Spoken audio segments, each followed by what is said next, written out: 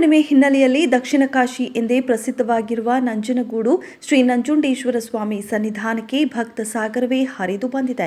ಇಂದು ಗುರುವಾರ ಬೆಳಗಿನ ಜಾವ 5 ಗಂಟೆಯಿಂದಲೇ ಹೆಚ್ಚಿನ ಸಂಖ್ಯೆಯಲ್ಲಿ ಜನರು ಕಪಿಲಾ ನದಿಯಲ್ಲಿ ಪುಣ್ಯ ಸ್ನಾನ ಮಾಡಿ ಭಕ್ತಿಯಿಂದ ನಂಜುಂಡೇಶ್ವರನ ಧ್ಯಾನ ಮಾಡುತ್ತಾ ಸರತಿ ಸಾಲಿನಲ್ಲಿ ದೇವಾಲಯ ಪ್ರವೇಶಿಸಿದರು.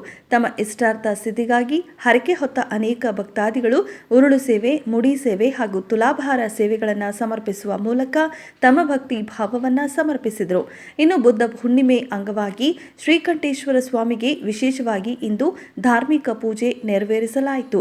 ಬೆಳಗ್ಗೆ 8ರ ನಂತರ ದೇವಾಲಯಕ್ಕೆ ಆಗಮಿಸುವ ಜನರ ಸಂಖ್ಯೆ ಹೆಚ್ಚಾಗಿತ್ತು. ಇನ್ನು ವಿಶೇಷ ಟಿಕೆಟ್ ಮೂಲಕ ದೇವಾಲಯದ ಪ್ರವೇಶ ಪಡೆದುಕೊಳ್ಳುವವರು ಕೂಡ ಸುಮಾರು 2 ಗಂಟೆ ಸರತಿ ಸಾಲಿನಲ್ಲಿ ನಿಂತು ದೇವಾಲಯ ಪ್ರವೇಶ ಪಡೆದುಕೊಳ್ಳಲಾಯಿತು. ಇನ್ನು ದಾಸೋಹ ಭವನದಲ್ಲಿ ಬಂದಂತಹ ಭಕ್ತರೆಲ್ಲರಿಗೂ ಸಹ ಅನ್ನದಾಸೋಹ ವ್ಯವಸ್ಥೆ ಕಲ್ಪಿಸಲಾಗಿತ್ತು.